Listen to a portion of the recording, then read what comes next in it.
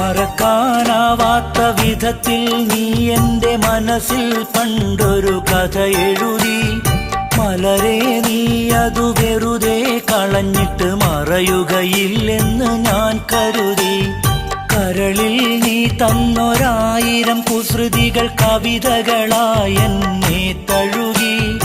കനവിൽ ഞാൻ നെയ്തൊരാശകളെല്ലാം കണ്ണീർ കണമായി വീണൊഴുകി, കണ്ണീർ കണമായി വീണൊഴുകി.